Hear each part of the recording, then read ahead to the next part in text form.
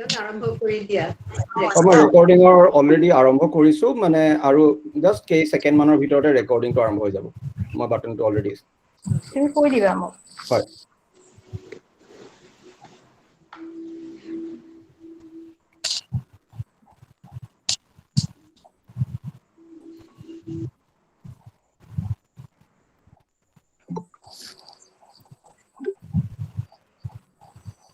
আৰু ৰেকৰ্ডিং আৰম্ভ হৈ গ'ল তোমাক আৰম্ভ কৰিব পাৰা নমস্কাৰ উপস্থিত আটাইলৈকে মই হিৰণ ভূঞাৰ শুভ সন্ধিয়া যাচিলো অসম সাহিত্য সভাৰ মুম্বাই শাখাৰ স্বৰ্ণ শাখাৰ সৌজন্যত কবিতাৰ প্ৰচাৰ আৰু প্ৰসাৰৰ বাবে প্ৰতি মাহতে অনুষ্ঠিত কৰি অহা কবিতাৰ এসন্ধ্যাৰ আজিৰ সন্ধিয়াটো নৱমটো অনুষ্ঠান এই আপাহতে মুম্বাই সাহিত্য সভা স্বৰ্ণ শাখাৰ সমূহ বিষয়ববীয়া সহ সদস্য সকলোকে মই আন্তৰিক ধন্যবাদ জ্ঞাপন কৰিছো মোক এই দায়িত্ব দিয়াৰ বাবে 2020 চনৰ 21 আগষ্টত কবিতাৰ সন্ধ্যাৰ অনুষ্ঠানটো মোৰ একান্ত ইচ্ছা আৰু প্ৰয়াসত আৰম্ভ কৰা হৈছিল অহা সপ্তাহত এই অনুষ্ঠানৰ এবছৰ অতিক্ৰম কৰিব আমি গৌৰৱ অনুভৱ কৰো অসমৰ পৰা আঁতৰত থাকিও অসমীয়া ভাষা সাহিত্য চৰ্চাৰ আৰু প্ৰসাৰৰ বাবে কবিতাৰ সন্ধিয়াৰ দৰে অন্যান্য কেইবাটাও অনুষ্ঠান আমি চলাই আছো কবিতাৰ এক সন্ধ্যাটো এটা অনুষ্ঠান এবছৰীয়া অনুষ্ঠানটো সকলোৰে মনত বিশেষভাৱে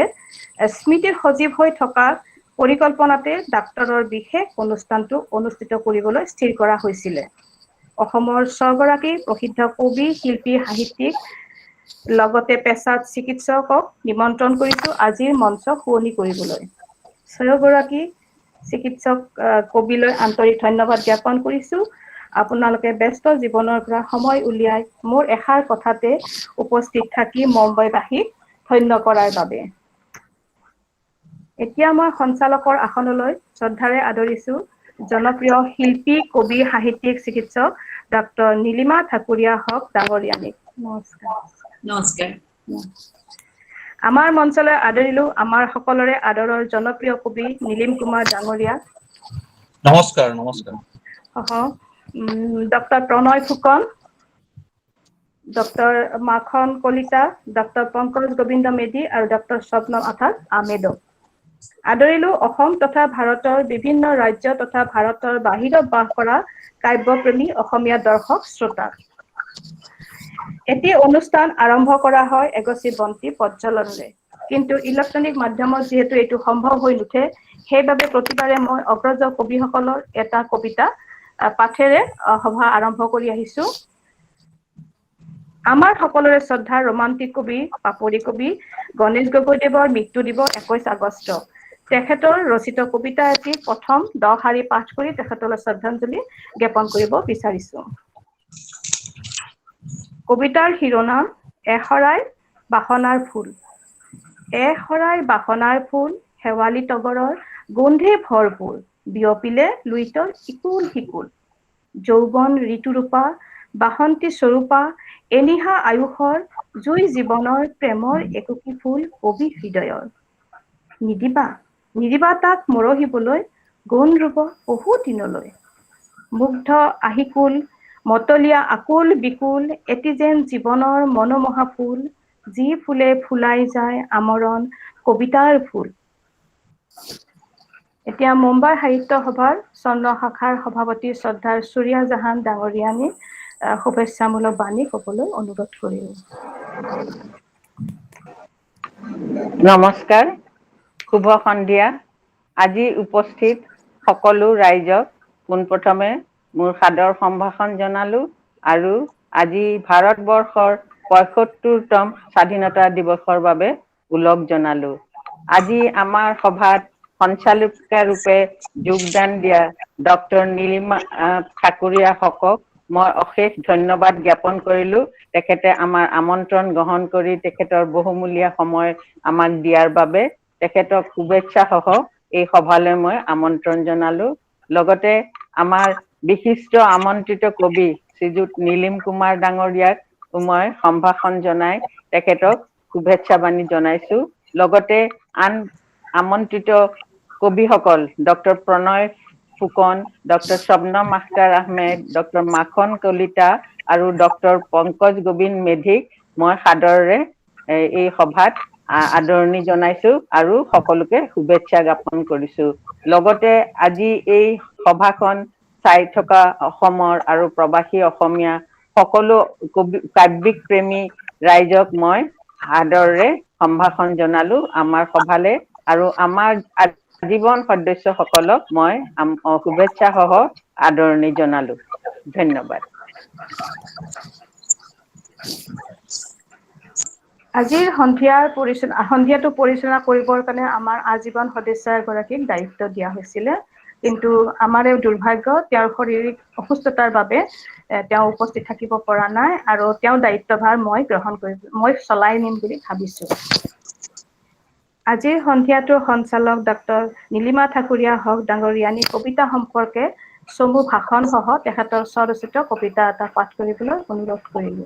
তেখেতে কবিতা পাঠ অনুষ্ঠান আৰম্ভ কৰাৰ আগতে তেখেতৰ চমু পৰিচয় এটা দাঙি ধৰিব বিচাৰিছো।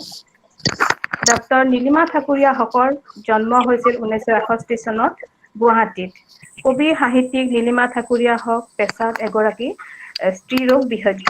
সাম্প্ৰতিক অসমীয়া কবিতা আৰু কবিসকলৰ নাম ললে ডক্টৰ নীলিমা ঠাকুৰীয়া হকৰ নাম লবই লাগিব। তেখেতে তেখেতৰ কবিতাৰে অসম তথা আন্তৰ্জাতিক সন্মান পাবলৈ সক্ষম হৈছে। 1999 চনত পোহৰতো এন্ধাৰতো নামৰ কবিতা গ্ৰন্থ এখন প্ৰকাশ পাইছিলে। জীৱনৰ 35 বছৰ বয়সত শিল্পী নীলিমা ঠাকুৰীয়া হকৰ পৰিৱৰ্তন ঘটিছিল কবিলৈ। তুলিকাৰে মনৰ ভাৱ প্ৰকাশ কৰা শিল্পীয়ে হাতত কলম তুলি লৈছিল। তেখেতৰ প্ৰকাশিত গ্ৰন্থসমূহ হ'ল হৃদয়ৰ চিত্ৰপট 2001 চন, ভালপোৱা, বিষাদ আৰু ধূলিৰ স্তৱক 2005 চন, কিবা পাহৰিলা নেকি 2008 চন, স্বৰ্জন আৰু মেঘবৰ 2012 চন, দুপৰীয়াটো এখন নদী হ'ল 2017 চন, ডাক্তৰৰ ডায়েৰী 2003 চন, তেখেতৰ একমাত্ৰ উপন্যাস জলৰেখা 2007 চনত প্ৰকাশিত হৈছিলে। তেখেতে বিভিন্ন সামাজিক কামৰ লগত জড়িত হৈ আছে, বিশেষকৈ গুৱাহাটীৰ শিল্পী সমাজৰ এগৰাকী সক্ৰিয় সদস্য, অসম লেখিকা সন্থাৰ আজীৱন সদস্য। তেখেতৰ কবিতাসমূহ হিন্দী, উৰিয়া, বাংলা আদি কৰি ভাৰতৰ বিভিন্ন ভাষালৈ অনুবাদ হৈছে। 2020 চনত তেখেতে সন্মানিত হৈছিল মফিজুদ্দিন আহমেদ হাজৰিকা সোঁৱৰণী কাব্য বঁটাৰে। তেখেতে কবিতা প্ৰচাৰ আৰু প্ৰসাৰৰ বাবে অসম তথা সৰ্বভাৰতীয় মঞ্চত এগৰাকী প্ৰতিষ্ঠিত কবি ৰূপে অংশগ্ৰহণ কৰি আহিছে। এতিয়া তেখেতৰ ভাষণ কবলৈ অনুৰোধ কৰিম। নমস্কাৰ। মই ঠিক ভাষণ দিব পৰা মানুহ নহয়, কামেই কৰি থাকো। এতিয়া এটা কথা ক'ব পাৰো যে মই কবি হয়, কিন্তু কবিতাৰ বিষয়ে কোৱাটো অলপমান কঠিন কাম মই ভাবো। আৰু কবিতা নিশ্চয় মানুহৰ সেই আদিম সভ্যতাৰ লগে লগে চলি আহিছে। ভাষাৰ যেতিয়াই উৎপত্তি হৈছে তেতিয়াই চাগে কবিতাৰো উৎপত্তি হৈছে। প্ৰথম যেতিয়া আদিম মানুহবিলাকে শস্যৰ ভাল উৎপাদন হ'বৰ কাৰণে কিছুমান পূজা অৰ্চনা কৰা প্ৰথা আছিলে। সেই তেতিয়া পূজা অৰ্চনা কৰোঁতে তেওঁলোকে কিছুমান মোহ লগা শব্দ, যাদুকৰী শব্দ, অলপ গীতিময়ভাৱে উচ্চাৰণ কৰি পূজা কৰিছিলে। আৰু মই ভাবো সেইবিলাকে পৃথিৱীৰ আদিম কবিতা। তাৰপিছতো আমাৰ যিবোৰ লোককথা আছে, লোকগীত আছে, বনগীত আছে, সেইবোৰো কবিতা। মহাকাব্যবিলাকো কবিতা ধৰণে, কাব্যিক ধৰণে ৰচনা কৰা হৈছিল। এতিয়া কবিতা বুলিলে বহুত বিখ্যাত উক্তি আছে। যেনে ধৰ শেক্সপিয়াৰে কৈছিল, আবেগে যেতিয়া চিন্তাক বিচাৰি পায় আৰু চিন্তাই শব্দক, তেতিয়া কবিতাৰ সৃষ্টি হয়। এনেধৰণৰ বিভিন্ন উক্তি বা পাঠ্যপুথিৰ যিবিলাক সংজ্ঞা, সেইবোৰ এতিয়া আৰু নাই। আৰু সেইবোৰ আছে যদিও সেইবোৰ অতিক্ৰম কৰিছে এতিয়া কবিতাই সেইবোৰ দলীয় কবিতা এতিয়া সম্পূৰ্ণ স্বাধীন বুলি মই কওঁ। আৰু কবিতাৰ এতিয়া প্ৰসাৰণ আৰু সংজ্ঞা বহুত তৰপীয়া, বহুত বহল। কবিতাই এই মুক্ত হৈ পেলাই নিজৰ জীৱনবোধৰ দ্বাৰা, নতুন নতুন অভিজ্ঞতাৰ দ্বাৰা সদায়ে তাৰমানে নিজে নিজকে আৱিষ্কাৰ কৰি আহিছে কবিতাই। মই ভাবো কবিতা স্বাধীন, কিন্তু স্বেচ্ছাচাৰী নহয়। নতুন নতুন পৰীক্ষামূলক ধৰণে কবিতা লিখি আছে, আংগিকৰ উপস্থাপনৰ বেলেগ বেলেগ পৰীক্ষা হৈ আছে। আৰু এইবোৰ পৰীক্ষা নিৰীক্ষাৰ দ্বাৰা কবিতাই মই ভাবো উত্তৰাধুনিক যিটো যুগ তাকো অতিক্ৰম কৰিছে আৰু কবিতা কেৱল চমক সৃষ্টি বা জনপ্ৰিয়তাৰ কাৰণে লিখা নহয় এইবিলাকে কবিতাৰ মান নিৰ্ধাৰণ নকৰে জনপ্ৰিয়তা বা চমক সৃষ্টিয়ে কবিতাৰ মান নিৰ্ধাৰণ নকৰে আৰু উত্তৰণো নঘটায় আৰু কবিতাৰ যেতিয়া উত্তৰণ ঘটাব লাগে তেতিয়াহ'লে কবিৰ লগে লগে পাঠকৰো অধ্যয়ন থাকিব লাগিব ৰসসাধনৰ যিটো ভূমিকা সেইটো বহল হ'ব লাগিব গতিকে অধ্যয়ন অবিহনে আচলতে অধ্যয়ন অলিখিত অবিহনে কবিতাৰ উত্তৰণ নঘটে মোৰ মতে আৰু যিহেতু কবিতা এটা কলাত্মক মাধ্যম আৰু ইয়াৰ দ্বাৰা কবিয়ে কাব্যপ্ৰেমী পাঠক বা জনসাধাৰণৰ লগত এটা নিজৰ কমিউনিকেশ্যন এটা স্থাপন কৰে আৰু সেয়েহে মই ভাবো যে কবিসকলৰো এটা জনসাধাৰণৰ বা সামাজিক দায়িত্ব এটা আছে সেইটো নুই কৰিব নোৱাৰি আমি যিমানে ৰোমান্টিক কবিতাই নিলিখো যিয়ে নিলিখো এটা সামাজিক দায়বদ্ধতাও আছে বুলি মই ভাবো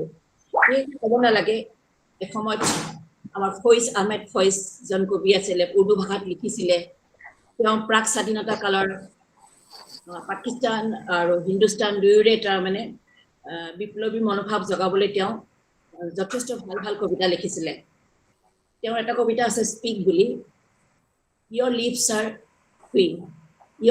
are free এনেধৰণে your body is free like that তেওঁ বহুত ধৰণে লিখি গৈছে যে আচলতে তেওঁ বুজাইছে যে মানুহটো মানে কমাৰৰ নিচিনা কমাৰ খলত পোহা যেনেকে ৰঙা হৈ উঠিছে তাক পিটিলে তুমি তোমাৰ ইচ্ছা মতে কাম কৰিব পাৰিবা তুমি স্বাধীন হয় এনেকুৱা ধৰণৰ কথা এনেদৰে চিলিৰ কবি পাবলো নেৰুদা তেওঁ আছিলে ৰোমান্স আৰু বিপ্লৱী কবি তাৰপিছত আছিলে স্পেনিছ কবি গাৰ্চিয়া লৰ্কাটো লাষ্ট সময়ত শেষ সময়ত তেওঁ হত্যা কৰা হৈছিল চৰকাৰৰ দ্বাৰা কাৰণ তেওঁৰ কবিতাই জনসাধাৰণক প্ৰকৃতজনক যথেষ্ট মানে সচেতন কৰি তুলিছিলে বিপ্লৱী কৰি তুলিছিলে এনেধৰণৰ কিছুমান দায়িত্ব আহি যায় কবিৰো দায়িত্ব আহি যায় অকল সেইটোৱে নহয় মই কৈছো আৰু আমি তাৰমানে জীৱনক বাদ দি পেলাই অকল কল্পনা বা ভ্ৰমৰ দ্বাৰা কবিতা বা ফেণ্টাচিৰ দ্বাৰা কবিতা লিখিলে আচলতে কবিতাটো হ'ব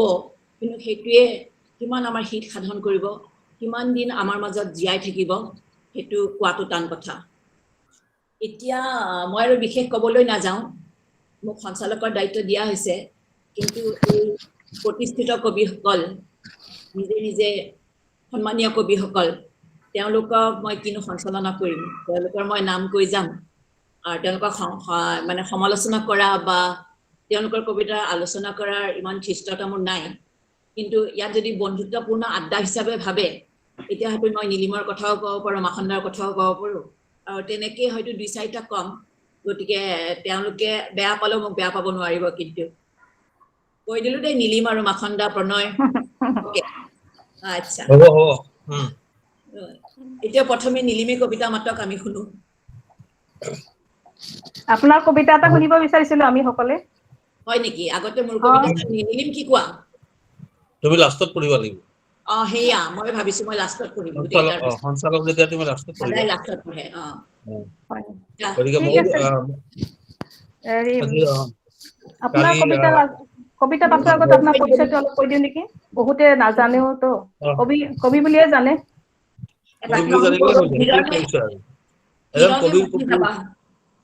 এজন কবিৰ পৰিচয় কবি বুলি থাকিলেই হৈ যায় আছিল অকমান তথাপি অলপ মই আমাৰ নিয়ম অনুসৰি আমাৰ মানে অনুষ্ঠানত সঞ্চালক ডাঙৰীয়ানীক ধন্যবাদ জ্ঞাপন কৰিলো তেখেতৰ বক্তব্যই আমাক আপ্লুত কৰিলে আৰু বহুখিনি নতুন কথা জানিব পাৰিলো এতিয়া আমাৰ সকলোৰে প্ৰিয় কবি নীলিম কুমাৰ ডাঙৰীয়াক স্বৰচিত কবিতা পাঠ কৰিবলৈ অনুৰোধ কৰিলো আৰু তেখেতে পাঠ কৰাৰ আগতে তেখেতৰ চমু পৰিচয় এটা দাঙি ধৰিব বিচাৰিছো ডক্টৰ হেমেন কুমাৰ শৰ্মাৰ অন্য এটা নাম নীলিম কুমাৰ তেখেতে অসম তথা আন্তৰ্জাতিক সাহিত্য জগতৰ জনপ্ৰিয় কবি আৰু ঔপন্যাসিক তেখেতে 1961 চনৰ 9 মাৰ্চ তাৰিখে বৰপেটা জিলাৰ পাঠশালাত জন্মগ্ৰহণ কৰিছিলে পাঠশালাতে তেখেতৰ শৈশৱকাল অতিবাহিত হয় তেখেতে কৰ্মসূত্ৰে এজন চিকিৎসক 1984 চনৰ পৰা তেখেতে কৰ্মজীৱন আৰম্ভ হৈছিল তেখেতৰ প্ৰথম কবিতা পুথি প্ৰকাশ পায় 1985 চনত 1994 চনত প্ৰকাশিত অপ্ৰজনন নামৰ এটি কবিতাৰে সকলোকে দৃষ্টি আকৰ্ষণ কৰিব পাৰিছিলে। তেখেতে 20খনতকৈ অধিক কাব্যগ্ৰন্থ ৰচনা কৰিছে। কাব্যগ্ৰন্থৰ উপৰিও তেখেতে 3খনকৈ উপন্যাস ৰচনা কৰিছে। এই সৃষ্টিৰ যোগেদি অসম তথা ভাৰতত সুনাম অৰ্জন কৰাৰ লগতে উদয়ন ভাৰতী ৰাষ্ট্ৰীয় বঁটাকে ধৰি কেইবাটাও পুৰস্কাৰেৰে পুৰস্কৃত হৈছে। তেখেতৰ লিখনি ফৰাচী, ইংৰাজী, হিন্দী, নেপালী, বঙালী আদি কৰি ভাৰতৰ বিভিন্ন ভাষালৈ অনুবাদ হৈছে। কবি নীলিম কুমাৰৰ জনপ্ৰিয় কবিতা ধুনীয়া তিৰোতাবোৰৰ আধাৰত 2011 চনত একে নামৰে এখন চলচ্চিত্ৰ নিৰ্মাণ কৰা হৈছে। তেখেতে সৰ্বভাৰতীয় পৰ্যায়ৰ কবিতাৰ উৎসৱ, অনুষ্ঠান, কৰ্মশালাত অংশগ্ৰহণ কৰি কবিতাৰ প্ৰচাৰ আৰু প্ৰসাৰৰ কামত ব্যস্ত হৈ আছে। তেখেতে সৰ্বভাৰতীয় লেখকৰ প্ৰতিনিধি হিচাপে বিদেশ ভ্ৰমণো কৰিছে। বৰ্তমান সাহিত্য সমাজ আৰু সংস্কৃতিমূলক সন্থা কল অৱ দ্য ব্ৰহ্মপুত্ৰৰ সভাপতি হিচাপে কাৰ্যনিৰ্বাহ কৰি আছে। এতিয়া শ্ৰদ্ধা নীলিম কুমাৰ ডাঙৰীয়া তেখেতৰ বক্তব্য সহ কবিতা পাঠ কৰিবলৈ অনুৰোধ কৰিব। ধন্যবাদ আৰু ধন্যবাদ নীলিমা। কবিতা পঢ়ো। কাইলৈ স্বাধীনতা দিৱস, ৭৫তম স্বাধীনতা দিৱস, গতিকে তাৰ লগত সংগতি ৰখা এটা কবিতা। মোৰ হৃদয়ৰ ধপধপনিৰ নাম ভাৰতবৰ্ষ। সৰুতে নীলিম কুমাৰ ডাঙৰীয়া, আপোনাৰ ভিডিঅ'টো অফ হৈ আছে, অন কৰি ল'ব নেকি? আমিতো পাই অন আছো। আছে, আমি দেখি আছো। অনে আছে। এতিয়া দেখিছো, হয়। চৰি, মই ইণ্টাৰাপ্ট কৰাৰ কাৰণে। আপুনি আৰম্ভ কৰক, মই এতিয়া দেখিছো। মোৰ হৃদয়ৰ ধপধপনিৰ নাম ভাৰতবৰ্ষ। সৰুতে বিচনাৰ পৰা বাগৰি মাটিৰ মজিয়াত পৰি গৈছিলো হেনো এদিন, আৰু আই পিতা আচৰিত হৈছিল সিদিনা নকন্দা দেখি মই। মাটিত পৰি মই হেনো নখেৰে আঁচুৰিছিলো তোমাক, হে ভাৰতবৰ্ষৰ মাটি। মই হেনো মুখত দিছিলো তোমাক, হে ভাৰতবৰ্ষৰ মাটি। সিদিনাই চাগে মোৰ তেজত মিলি গৈছিলা তুমি। সিদিনাই চাগে তোমাৰ মাটিৰ শীতলতাই মোৰ ভিতৰৰ অগ্নিক চিনিছিল, হে ভাৰতবৰ্ষ। সিদিনা বিচনাৰ পৰা বাগৰি তোমাৰ বুকুত পৰিছিলো। মহাভাৰতত শুনিছিলো তোমাক, গীতত মুখস্থ কৰিছিলো তোমাক, প্ৰাৰ্থনাত মাতিছিলো তোমাক ভাৰত জননী। তিৰংগা পতাকাৰ তলত থিয় হৈ চালাম কৰিছিলো তোমাক, বন্দে মাতৰম। লৈ ফুৰিছো বুকুত তোমাক যলৈকে গৈছো, হে ভাৰতবৰ্ষ। মোৰ তেজৰ উত্ৰাৱলে মোৰ মূৰৰ অস্থিৰতাই, মোৰ হৃদয়ৰ কাতৰতাই, মোৰ অসুখ আৰু বিপৰ্যয়ে, মোৰ নিচাৰ অন্ধকাৰে, মোৰ ইচ্ছা অনিচ্ছাই, মোৰ স্বপ্নভংগতাই একোৱেই মচি দিব নোৱাৰিলে তোমাৰ নাম মোৰ আত্মাৰ পৰা, হে ভাৰতবৰ্ষ। কিয়নো যিদিনাই জানি নাজানি মই মুখত দিছিলো তোমাৰ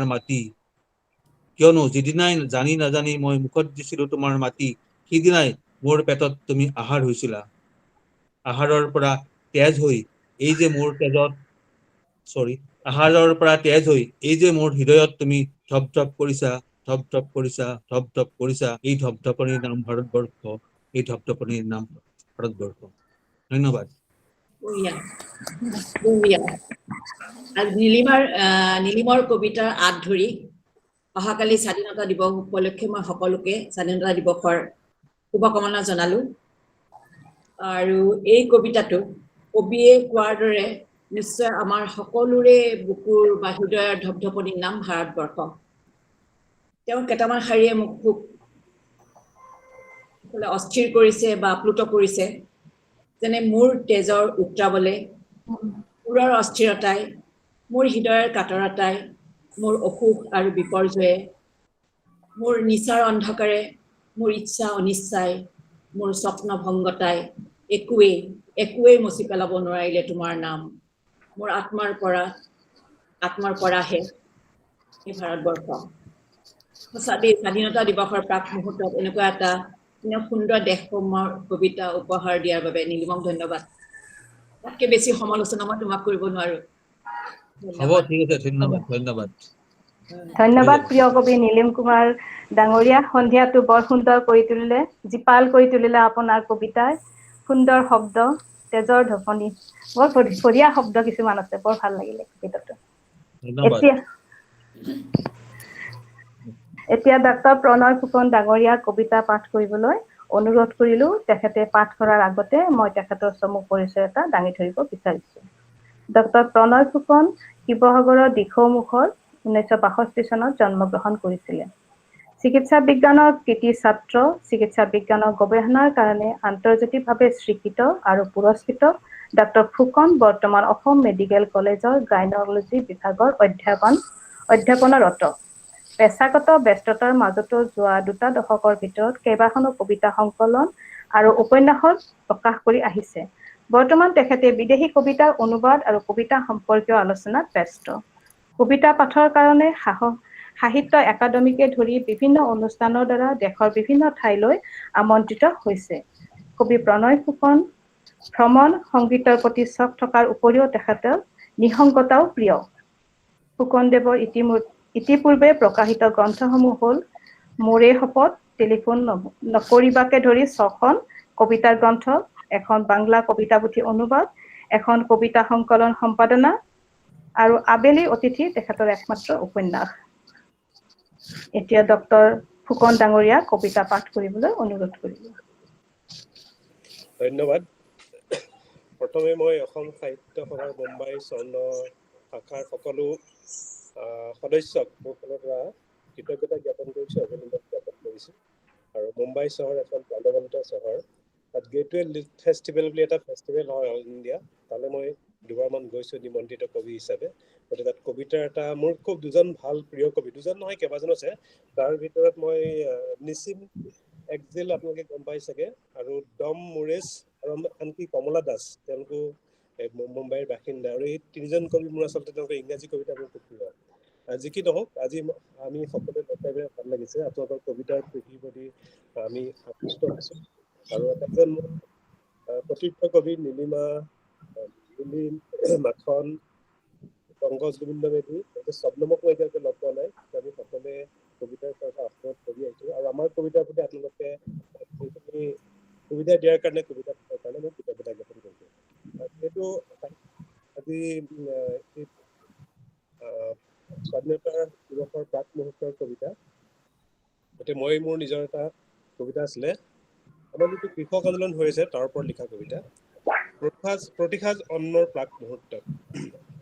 আমাৰ সৰুতে ককা দেউতাই যেতিয়া একেলগে ভাত খাইছিলোঁ, তেতিয়া মানে ভাতৰ পৰা যদি কেইটামান চাউল পৰি যায়, তেতিয়া আমাৰ ককাৰ মজিয়া নাছিলে গাঁৱত, তেতিয়া মানে ককা দেউতাই খুব বেয়া পায়। ভাতকেইটা আমাক কয় যে তই এনেকে যে পেলাইছ, তই কৃষকবিলাক যিসকলে খেতি কৰিছে তেওঁলোকৰ মুখবিলাক মনত পেলাবিচোন। আৰু কৃষক আন্দোলনটো হওঁতে মই এই কথাষাৰ লৈ পেলাই এটা কবিতা লিখিছিলোঁ। প্ৰতিসাজ অন্নৰ প্ৰাক মুহূৰ্তত। নিৰ্দিদ্ধাৰে উচ্চাৰণ কৰাত আপত্তি ক'ত, সেইবোৰ মানুহৰ কথা। প্ৰতিসাজ অন্নৰ প্ৰাক মুহূৰ্তত স্মৰণ কৰা উচিত যাৰ মুখ, সেইবোৰ শীৰ্ণ দেহ ৰ'দে পুৰা মুখ। অনাবৃষ্টি অতিবৃষ্টি ধুমুহাটো যি নিৰ্বিকাৰ হৈ গাই যায় সৃষ্টিৰ গান। মাটিয়েই যাৰ ত্ৰাণ, মাটিয়েই যাৰ প্ৰাণ। যিবোৰে ঘাম আৰু তেজৰ চিয়াহিৰে মাটিৰ বুকুত লিখে সেউজীয়া কবিতা। ৰাজনীতিত কূটনীতিত যি নিষ্পৃহ, কিন্তু শাসনৰ নামত মানুহবোৰৰ ভোক আছে, সুখ আছে, আছে অভিমান, আছে অসন্মান। অধিকাৰ বিচাৰিলে কোনোবাই কৈ উঠে টেৰৰিষ্ট। যাৰ আগৰ দৰে থকা অনুচিত উদ্দেশ্য বাসগৃহ অথবা বিলাসী গাড়ী। কেতিয়াবা অধিকাৰ বিচাৰি ক্ৰোধিত দেৱতাৰ দৰে ক্ষুব্ধ হৈ উঠে এইবোৰ জীৱন ঢিলা। কঁপি উঠে ৰাজপথ, কঁপি উঠে কৰ্পৰেট, কঁপি উঠে ৰাজ দৰবাৰ। অনুভৱ কৰে কোনে এইবোৰ মানুহৰ জাপিত যন্ত্ৰণা। পতাকাৰ তলতে পদদলিত স্বদেশ প্ৰেমিক। প্ৰতিসাজ অন্নৰ প্ৰাক মুহূৰ্তত মনত পেলাও আশা। এইবোৰ স্বপ্নমুগ্ধ মানুহৰ মুখ, তেওঁলোকক জীয়াই থাকিবলৈ দিওঁ সন্মানে। ধন্যবাদ। আমি ধুনীয়া কবিতা এটা শুনিলো প্ৰণয় ফুকনৰ পৰা। প্ৰতিসাজ অন্নৰ প্ৰাক মুহূৰ্তত মনত পেলাও অহা সেইবোৰ স্বপ্নমুগ্ধ মানুহৰ মুখ। এতিয়া শ্ৰমিক বুলি ক'লে, খেতিয়ক বুলি ক'লে আচলতে আমি হয়তো চবেই ইমান আপোনভাৱে জড়িত নহয় খেতি পথাৰৰ লগত, কিন্তু মোৰ অলপ সৰুকালৰ অভিজ্ঞতা আছে। ককাক খুৰাক মই পথাৰত কাম কৰা দেখিছিলোঁ, জলপান লৈ গৈছিলোঁ, কঠীয়া পৰাৰ পৰা মৰণা মৰালৈকে কি কঠিন শ্ৰম, যথেষ্ট পৰিশ্ৰম কৰে একমুঠি ভাতৰ কাৰণে, যথেষ্ট পৰিশ্ৰম, দীঘলীয়া সময় পৰিশ্ৰম। গতিকে তেওঁলোকক সঁচাই তেওঁলোকে বেলেগ একো নিবিচাৰে, তেওঁলোকে নিজৰ ভাতমুঠিও যোগায় আৰু আমাৰ ভাতমুঠিও তেওঁলোকে যোগাই আছে।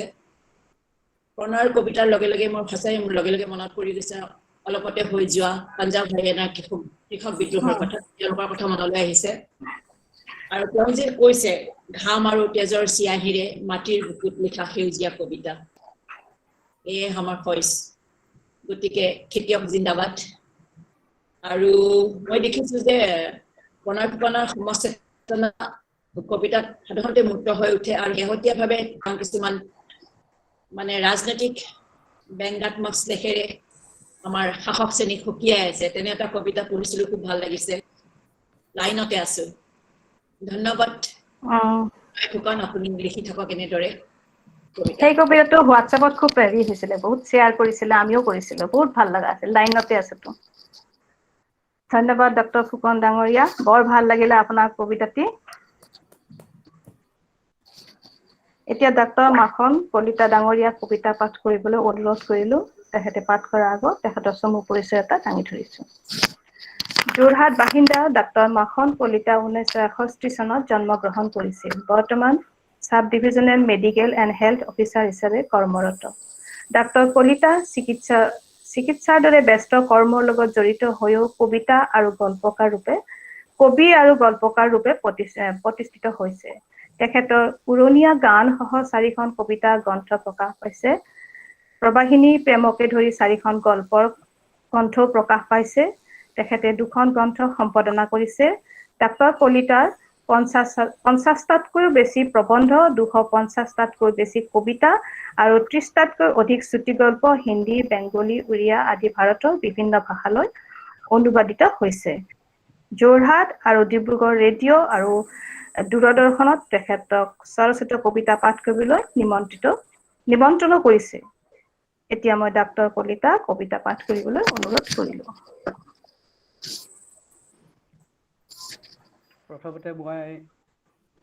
প্ৰথমতে মই মুম্বাই স্বৰ্ণ শাখাৰ সৌজন্যত ডাক্তৰৰ সৈতে কবিতাৰ এসন্ধ্যালৈ আমাক নিমন্ত্ৰণ কৰাৰ বাবে সমূহ উদ্যোক্তালৈ মোৰ আন্তৰিক ধন্যবাদ আৰু কৃতজ্ঞতা জ্ঞাপন কৰিছোঁ।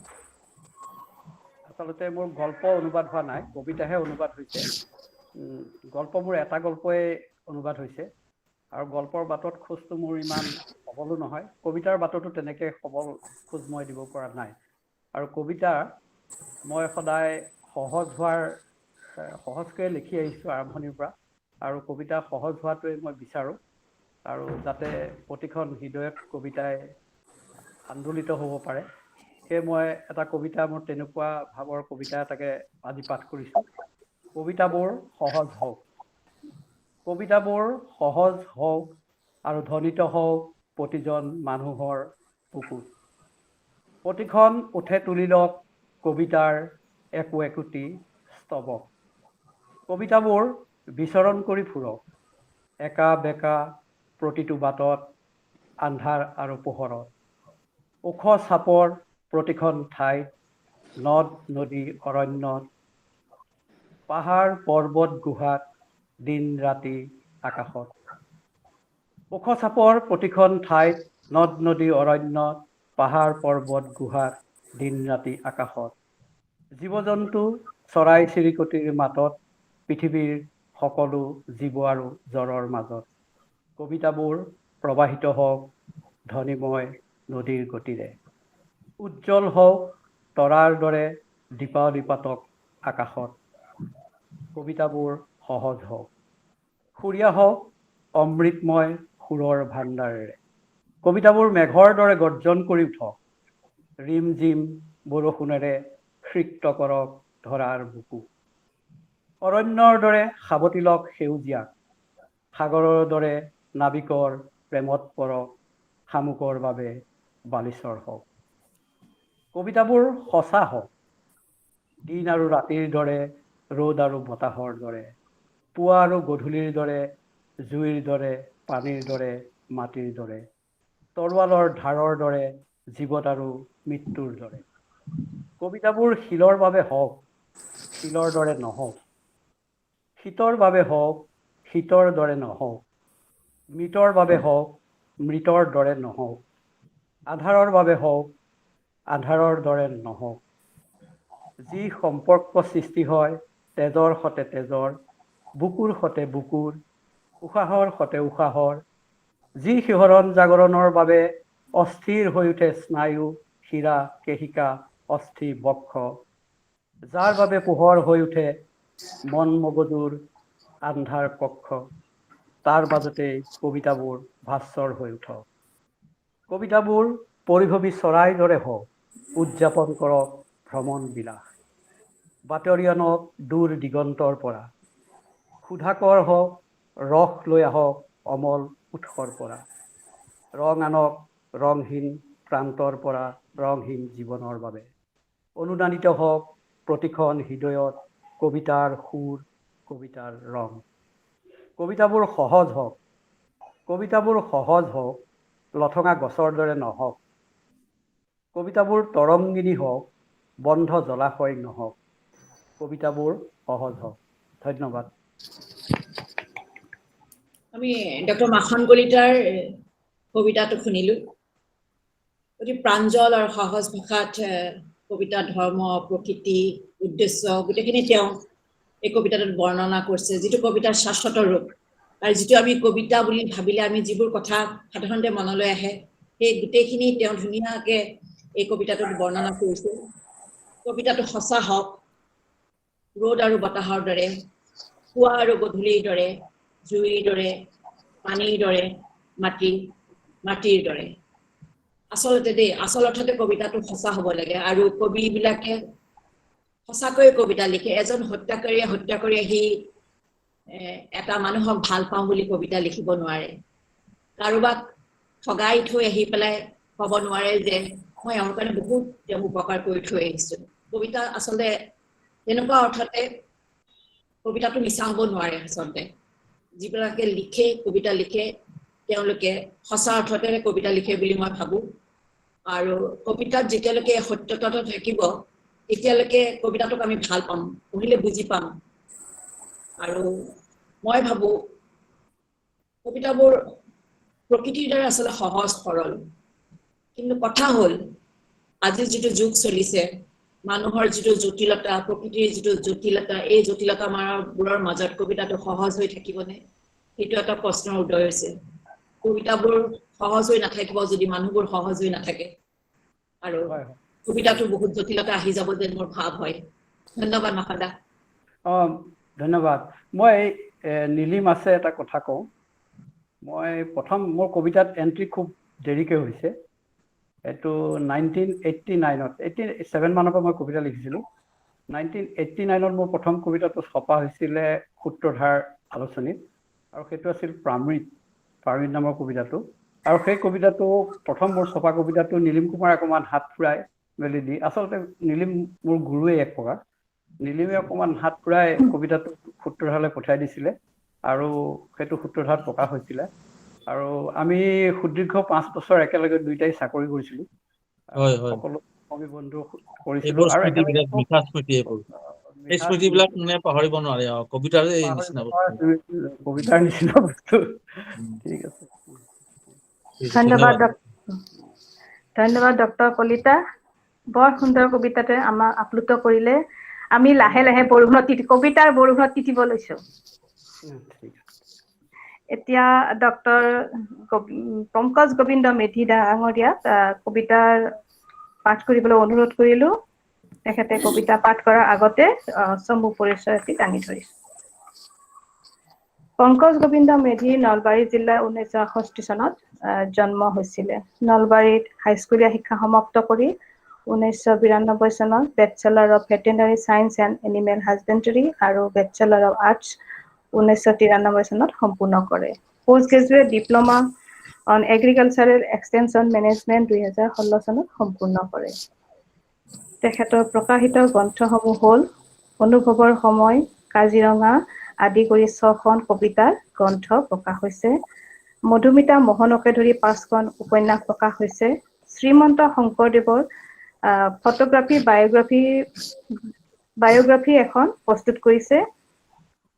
সম্পূৰ্ণ অসমীয়া কবিতা নামৰ সমালোচনামূলক গ্ৰন্থ এখনকে ধৰি এখন অনুবাদ আৰু এখন ৰচনামূলক গ্ৰন্থ প্ৰকাশ পাইছে।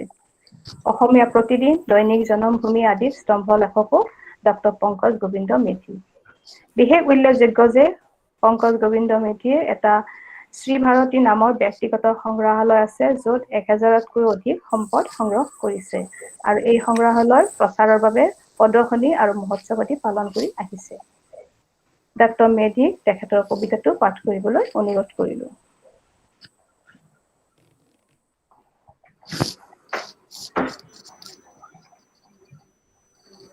আছেনে নাই তেওঁ? জইন কৰা দেখিছিলোঁ প্ৰথমতে। মই পংকজক দেখা নাছিলো কিন্তু। আমি প্ৰথম জইন তেখেত দুটা ডিভাইচৰ পৰা জইন কৰিছিলে, কিন্তু এক বছৰৰ পৰা তেওঁ মিউটে হৈ আছে, একো কোৱা নাই। কিবা অসুবিধা হৈছে? ফোন কৰি গাটো বেয়া বুলি কৈছিলে, জানো কি হ'ল, পাঠ কৰিব নোৱাৰা হৈ আছে নেকি। আপোনাৰ লগত যদি নম্বৰটো আছে এবাৰ ফোন কৰি চাব নেকি হিৰণ বাইদেউ? পাৰি।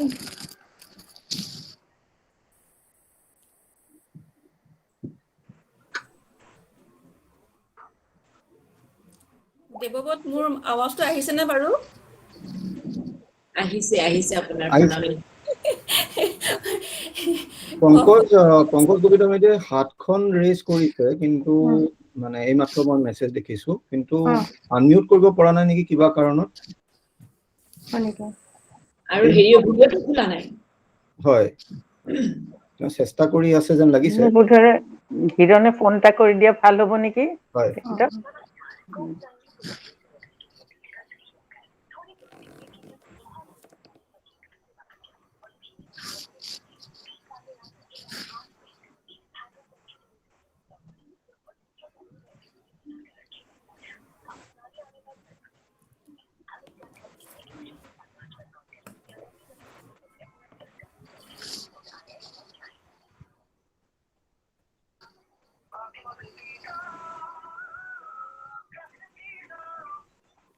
পংকজ, জইন কৰিব পাৰিছানে? হেল্ল', শুনিছো, জইন কৰিব পাৰিছানে নাই?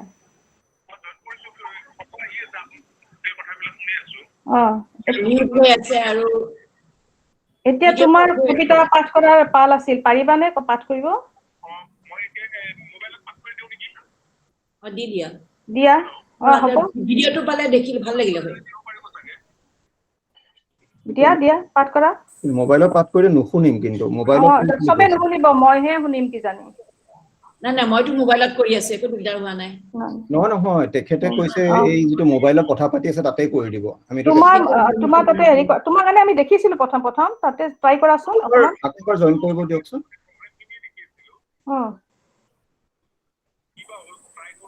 আকৌ এবাৰ তুমি ওলাই দি পেলাই জইন কৰাচোন, পাই যাবা কিজানি, দিয়াচোন। আমি 2 মিনিট ৰখিছো। মোৰ বেয়াই লাগিছিলে, তাৰমানে তাৰ হেৰি গাটো বেয়া, কভিডৰ ইনজেকচন লৈছিলে আজি, কৈছে মোৰ গাটো ইমান বেয়া। মই বোলো ট্ৰাই কৰা, নোৱাৰিলেতো উপায় নাই আৰু, এতিয়াতো গা বেয়াটো চলিয়ে আছে মানুহৰ, মানে উপায় নাই। নলবাৰীৰে ল'ৰা ভিউৱাৰ্ছ বিলাকৰ মেছেজ দিলে ভাল আছিলে, কোনোবাই যিবিলাক ভিউৱাৰ্ছ আছে, চাই কেনেকুৱা পালে, মতামত এনেকুৱাবোৰ দিলে ভাল লাগিলে হয়।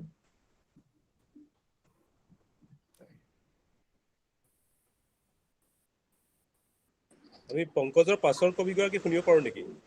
সেইটো ভাল, শবনমৰ হ'ব পাৰে, কৰো তেতিয়াহ'লে, শবনমকে মাতি দিওঁ। শবনম আছেনে? আছে।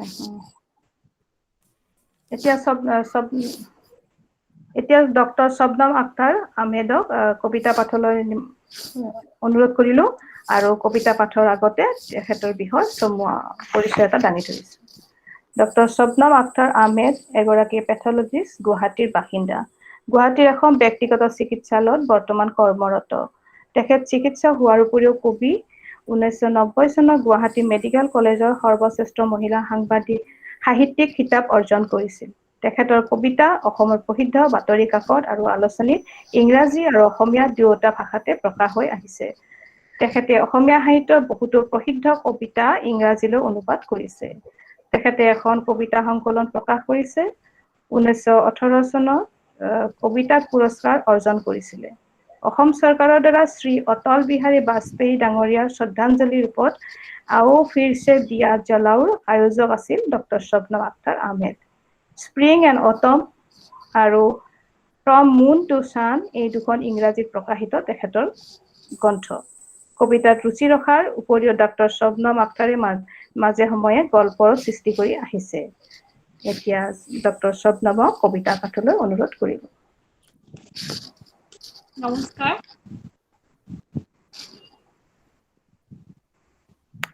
সকলোকে শুভ সন্ধ্যা জনাই মোৰ কবিতা পাঠ আৰম্ভ কৰিছো।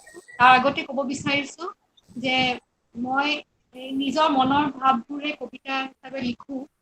এটা ভুল ভ্ৰান্তি হলে ক্ষমা কৰিব আৰু মোক এইখিনি সুযোগ দিয়াৰ বাবে কিৰণ বাইদেউ আৰু সকলোকে মই ধন্যবাদ জনাইছো। মোৰ কবিতাৰ শিৰোনাম স্বৰ্গ ইয়াতে। সৰুৰে পৰা দেখি অহা পৃথিৱীখন হঠাৎ অচল হৈ গ'ল। সকলো কাম কাজ স্তব্ধ হৈ গ'ল। কিন্তু আমাৰ চিন্তাধাৰাবোৰ সেয়া জানো সলনি হ'ল? উপলব্ধি কৰিলো জানো আমি আমাৰ ভুলবোৰ? এইখন পৃথিৱীয়ে আমাৰ স্বৰ্গ, য'ত আমি সবে প্ৰকৃতিৰে সন্তান।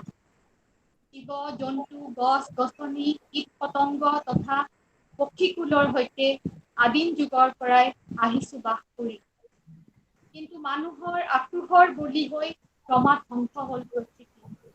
আৰু আখ্যা দিলো ইয়াকে আমি উন্নতি বুলি আমি। অকল জানো সেয়াই? নিজৰ মাজতে জাতি ধৰ্ম দেশৰ ভেদাভেদ কৰি যুদ্ধত কৰিলো নামি। প্ৰকৃতিয়ে আৰু কিমান সহিব এই অত্যাচাৰ? উশাহ নিশাহ লবলৈ অক্সিজেন নাই, খাবলৈ নাই পানী। সমগ্ৰ পৃথিৱীত মানুহৰ হাহাকাৰ। যদি এতিয়াই আমি নুবুজো আমি পতন যে নিশ্চিত আমাৰ। সুখ আৰু সমৃদ্ধিৰ মৰিচিকা খেদি খেদি এইবাৰ মানুহৰ মংগললৈ গমন। ধন্যবাদ। শবনম আখতাৰ আহমেদ, আপোনাৰ কবিতা শুনিলো। মানে আজিৰ অতিমাৰী যি কভিড চিটুৱেশ্যন হৈ আছে, যিটো গোলকীয় উষ্ণতা, প্ৰাকৃতিক দুৰ্যোগ, এই সকলোবোৰৰ কথা যে বুজি আমি মানুহৰ বাবে যে এইবোৰ হৈ ধ্বংসলীলা হৈ আছে, এই গোটেইখিনি কথা খুব ধুনীয়াকে তেওঁৰ মনৰ ভাষবোৰ, মনৰ অনুভৱবোৰ প্ৰকাশ কৰিছে তেওঁ এই কবিতাটোত। কথা হ'ল শবনম কবিতাৰ অধ্যয়ন আৰু অনুশীলনত আৰু অলপ শান দিব লাগিব। যিহেতু কবিতা লিখিছা, মই ভাবো আৰু কবিতা পঢ়া, কবিতাবোৰ কেনেকে লিখিছা, আংগিক কেনেকুৱা হৈছে বা কি ভাৱটো কেনেধৰণে তুমি খুব সহজভাৱে উপস্থাপন কৰিছা। এয়াও কবিতা, কিন্তু তাৰ মাজতে কিবা এটা আছে, সেই যিটো ভাল লগা কিবা এটা, সেইটো ধৰিবৰ কাৰণে তুমি যত্ন কৰিবা বুলি মই আশা কৰিছো। আৰু খুব সুন্দৰ সুন্দৰ কবিতা লিখি আমাক উপহাৰ দিব বুলি পেলাই মই কামনা কৰিছো। তোমালৈ শুভকামনা থাকিল। আৰু লিখাটো এৰি নিদিবা। পংকজ আহিল নেকি? আমি পামনে পংকজক?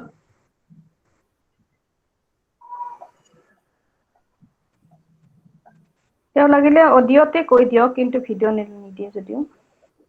কিন্তু অডিঅ'তে ক'ব লাগিব, আমি যদি শুনা পাম। সেইটোৱে কৈছিল চাগে, বুজাত ভুল হ'ল নেকি আমাৰ, মই তেতিয়া ভাবিছো।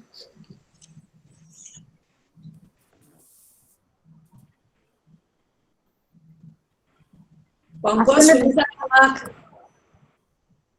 ওলাই যোৱাটো দেখাইছিলে, মই ওলাই যাব কৈছিলো যে, ওলাই গ'ল যে জইন কৰিছিল। নাই, তেখেত আছে আপুনি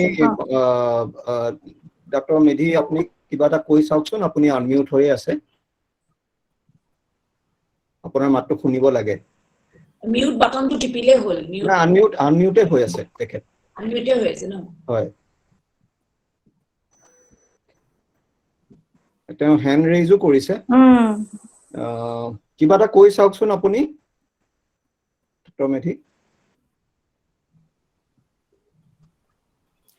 নাই, তেখেতৰ মাতটো শুনিব পৰা যোৱা নাই।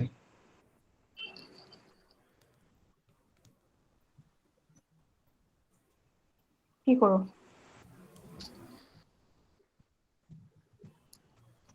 এটা কাম কৰিব পাৰে হিৰণ বাইদেউ, আপোনাৰ যদি মোবাইলত কথাটো তেওঁ কৈ দিয়ে, আৰু মোবাইলটো যদি আপুনি স্পীকাৰ ফোনটো অন কৰি দিব মোবাইলৰ, তেতিয়া চাগৈ আমি সকলোৱে শুনিব পাৰিম। সেইটোৱে ভাল ৰৈ থকাতকে। হয় তাকে কওঁ।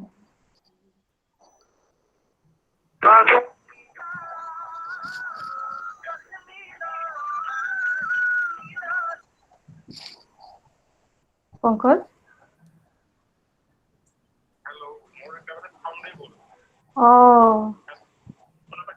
মই ফোনত পাইছো কিন্তু হেৰিটো পোৱা নাই আমি। কি কৰিবা এতিয়া? মোৰ মোবাইলতে মাতি পাঠ কৰি দিবা নেকি? মই ভইচত ৰাখো, স্পীকাৰত ৰাখো। দিয়া কৰা। ঠিক আছে দিয়া। ঠিক আছে। আৰম্ভ কৰিছো।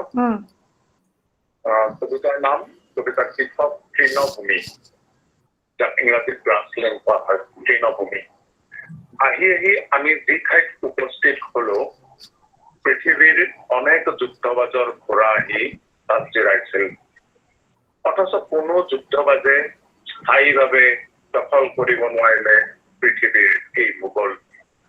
অথচ আমাৰ মাজৰ শান্তিবাজৰ দখলত এতিয়াও পৃথিৱীৰ 40খন।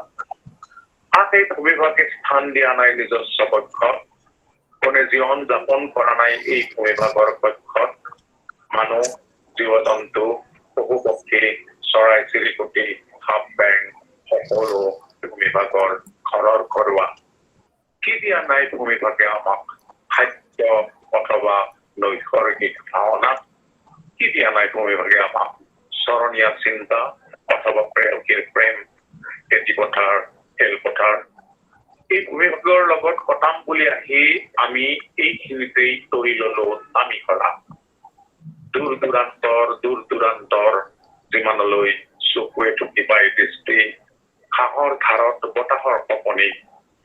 আমি যিখিনিত থিয় হৈ আছো তাৰ পৰা দৃষ্টিৰ শেষ সীমাত সেউজীয়া আৰু নীলাৰ প্ৰজাপতীয় আলাপ।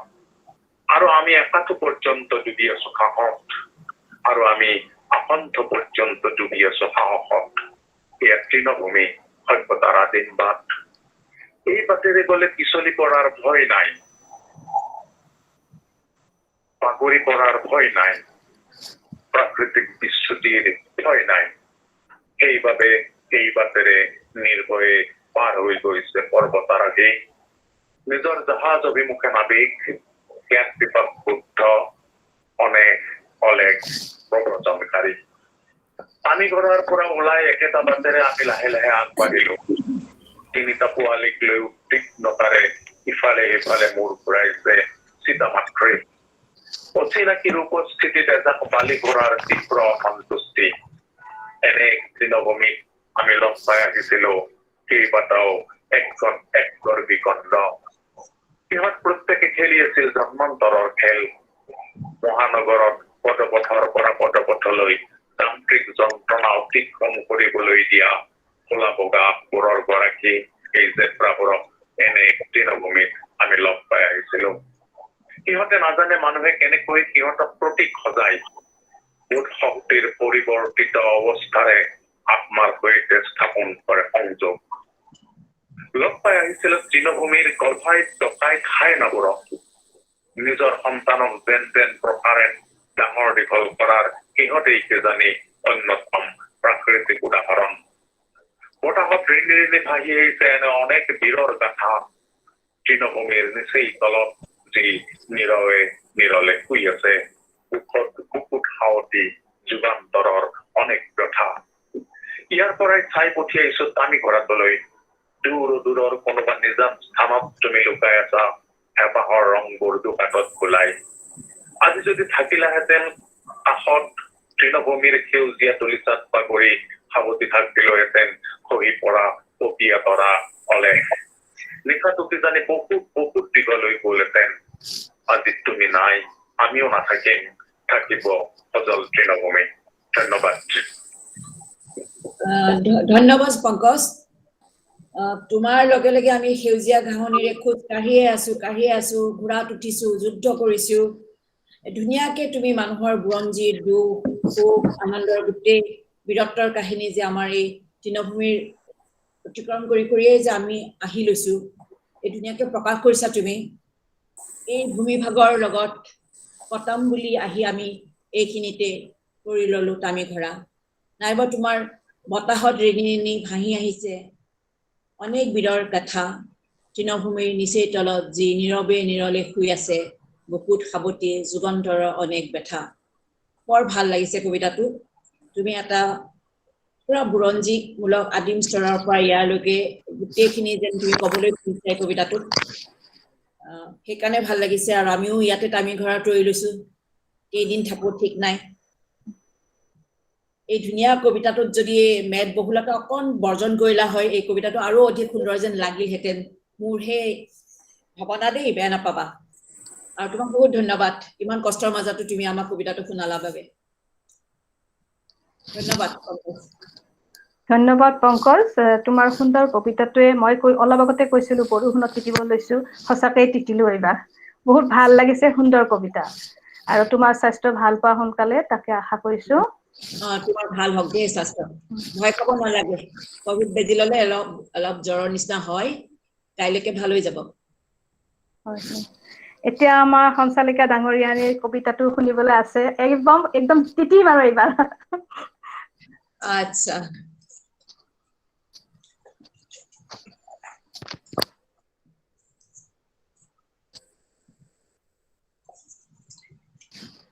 কথা হল এক সেকেন্ড ৰব মোৰ চশমাযোৰ আনি লওঁ নহলে দেখা নাপাওঁ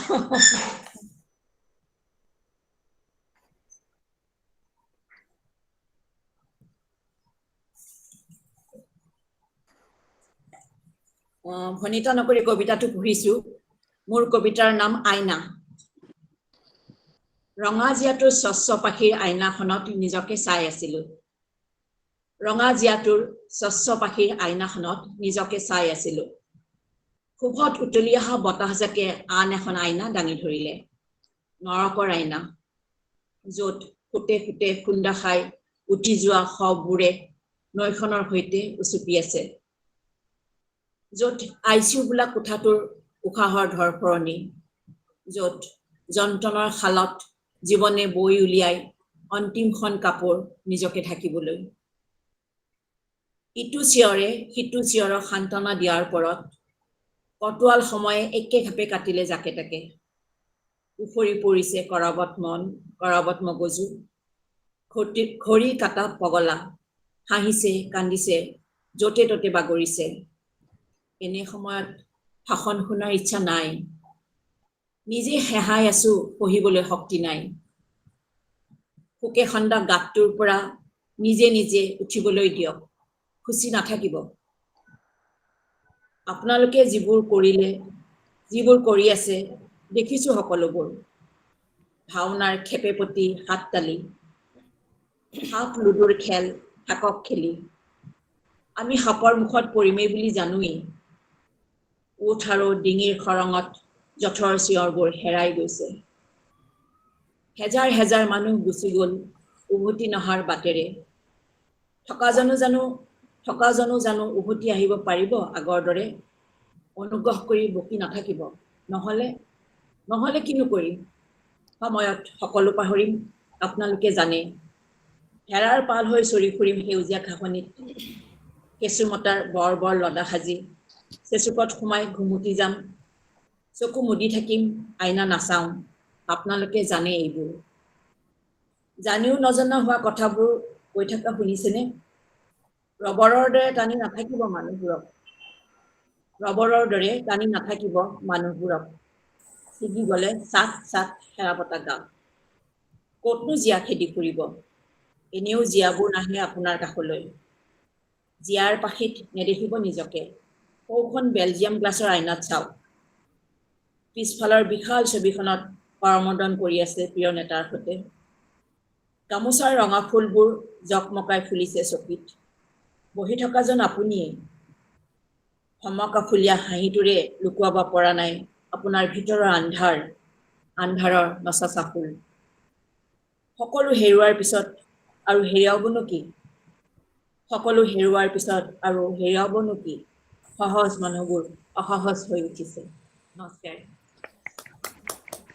বঢ়িয়া হৈছে খুব ভাল বৰ লাগিলে সুন্দৰ কবিতা বাইদেউৰ কবিতাটোৰ ওপৰত নীলিম কুমাৰ ছাৰে অলপ ক'লে ভাল আছিল নেকি আমাৰ বুজাত সুবিধা হ'ল হয়।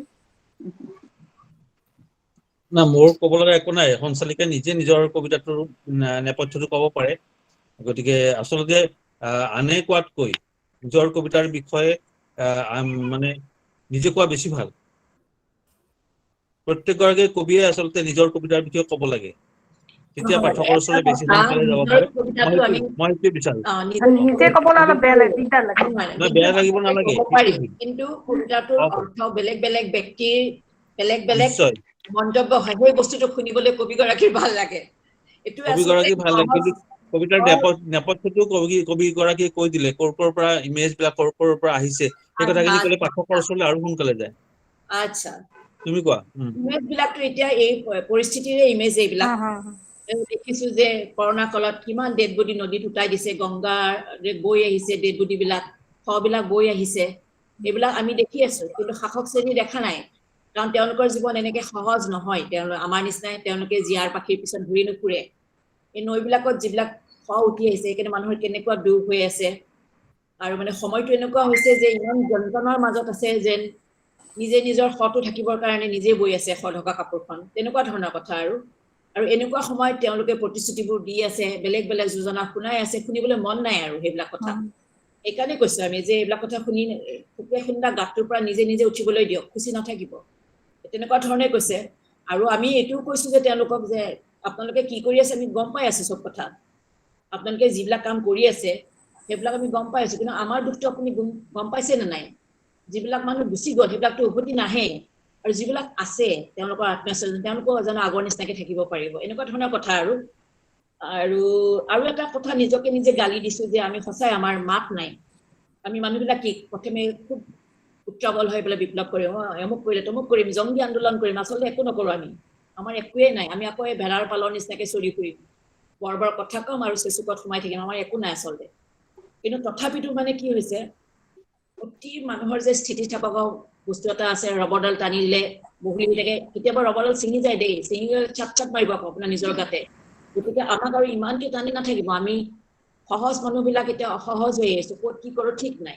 এনেধৰণৰ কথাকে মই বুজাব খুজিছো আচলতে এই কবিতাটো, সাম্প্ৰতিক কালৰ গোটেইখিনি বস্তুখিনি লয়। এতিয়া আনে কি বুজিছে নাজানো। আনে বুজাই বুজিব, মই তাৎক্ষণিক মানে মন্তব্য দিব নোখোজো। তাৎক্ষণিক মন্তব্য কিছুমান কবিতাৰ দিব পাৰি, যিবোৰ কবিতা কিছুমান এইবোৰ তোমাৰ কবিতা তাৎক্ষণিক মন্তব্য দিয়াটো উচিতো নহয়।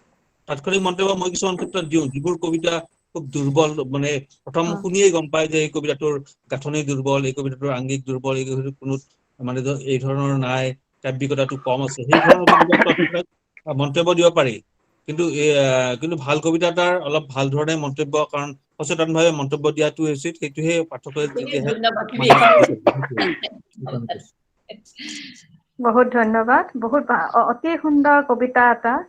আৰু আমাৰ সৌভাগ্য যে আপোনালোক ছগৰাকী আজি আমাক সুন্দৰ কবিতাৰে আপ্লুত কৰিলে। মুম্বাই মহানগৰীত থাকি আমি সঁচাকে সাহিত্য চৰ্চাটো খুব কম হয়, বাকীতো আছে চাক চমকতা। আৰু আজিৰ মঞ্চখন সঁচাকে বৰষুণত তিতিলো, বাহিৰত আমাৰ বোম্বাইত বৰষুণ দি আছে এতিয়া, আৰু ভিতৰত আমি বৰষুণত তিতিছো, কবিতাৰ বৰষুণত। আটাইলৈকে অশেষ ধন্যবাদ। আৰু এতিয়া আমাৰ অসম সাহিত্য সভা চন্দ্ৰ শাখাৰ সাধাৰণ সম্পাদক শ্ৰী দেৱব্ৰত চক্ৰৱৰ্তী ডাঙৰীয়াক আজিৰ সভাখনৰ অনুভৱ সহ ধন্যবাদ সূচক ভাষণ দিবলৈ অনুৰোধ কৰিলো। সকলোলৈ শুভ সন্ধ্যা। আজিৰ এটা ব্যতিক্ৰম ধৰ্মী অনুষ্ঠান সঁচাকৈ উপভোগ কৰিলো। আমি কবিতা আৰু চিকিৎসক এই দুটা বস্তুৰ সন্মিলনটো আজি গম পালো। কাৰণ নহলে অকল কবি বুলি জনা যায়, কিন্তু আপোনালোক কবি লগতে চিকিৎসক। আপোনালোকৰ অৱদান আমাৰ সকলোৰে বাবে কিমান প্ৰয়োজনীয় সেইটো আমি সকলোৱে গম পাইছো। আৰু সাম্প্ৰতিককালত যোৱা 2 বছৰ ধৰি আপোনালোকে কেনেকে নিৰন্তৰে চেষ্টা চলাই আছে আমাক সুস্থ কৰি ৰাখিবলৈ, আমাক সোনকালে আৰোগ্য কৰিবলৈ, তাৰ বাবে আপোনালোকৰ কাৰণে সদায় কৃতজ্ঞ হৈ থাকিম। মই নিজকে আজি বহুত ধন্য মানিছো এইখন সভাত থাকিবলৈ পাই, কাৰণ এই সভাখনত নীলিম কুমাৰ ডাঙৰীয়া আছে, আৰু মোৰ আধুনিক কবিতাৰ প্ৰতি যি মোৰ প্ৰেম জন্ম হৈছিলে এই নীলিম কুমাৰ ডাঙৰীয়াৰ কবিতা শুনিয়ে হৈছিলে। আৰু সেই এটা কবিতা মই সৰুকালতে শুনা এতিয়াও মোৰ কাণত বাজি থাকে, আচিনাৰ অসুখ। বঢ়িয়া কবিতা এইটো। হয়, এইটো মই প্ৰথম কবিতাৰ কিতাপ পঢ়া নাছিলো, তপন দাসে কৰা আবৃত্তিৰ এলবামটো শুনিছিলো। আৰু সেই এলবামটোত যেতিয়া সেই আচিনাৰ অসুখটো শুনিছিলো, সেইটো অনবৰতে কাণত বাজি থাকে। খুব সুন্দৰ কবিতা। গতিকে মোৰ এনেকুৱা লাগে আপোনালোক যিহেতু আমি মানুহক মানুহ হিচাপে চাওঁ আৰু আপোনালোকে মানুহক মানুহৰ লগতে এনাটমিকেলিও আপোনালোকে সকলো কথা জানে, গতিকে আপোনালোকৰ বিশ্লেষণবিলাক বহুত ধৰণৰ বহুত ব্যতিক্ৰম ধৰ্মী হয় আৰু বহুত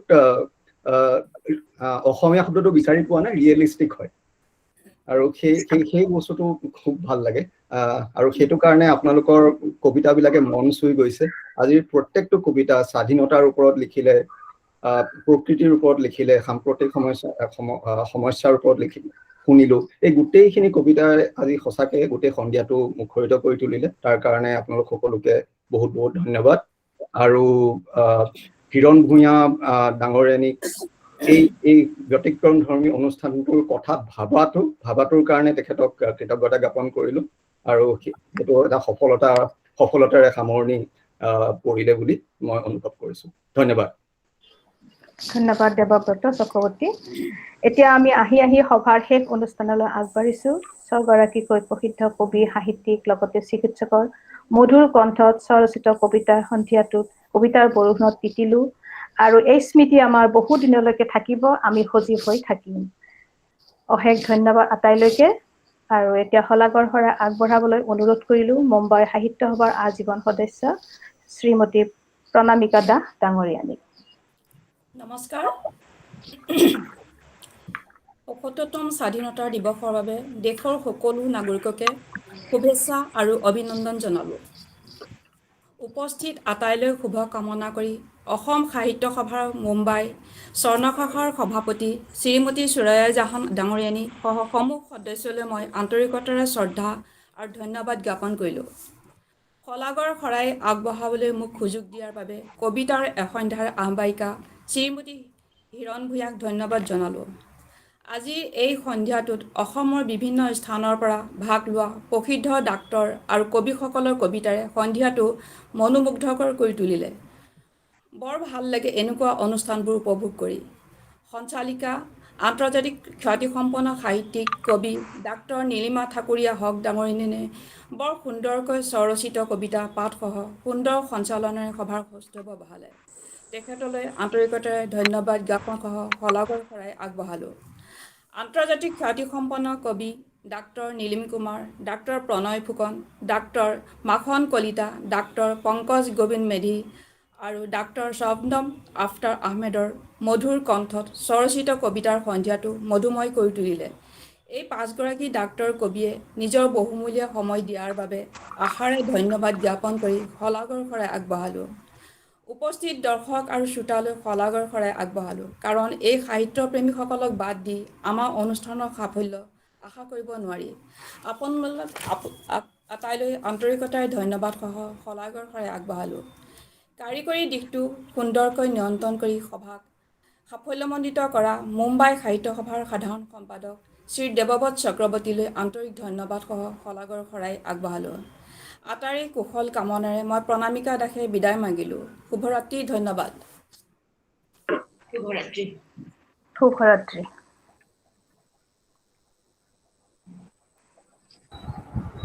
ধন্যবাদ। সকলোৰে ভাল লাগিল ন আজি? হয়, আৱাজটো শুনিলে নে নাই? কিন্তু ভাল পিছা লাগিলে। অহা নাছিলে। হিৰণ শুনিছো ধুনীয়াকে পাঠ কৰিছে। ভাল হৈছে। মোক ভয় হিৰণ আৰু চবকে এৰিছো দেই।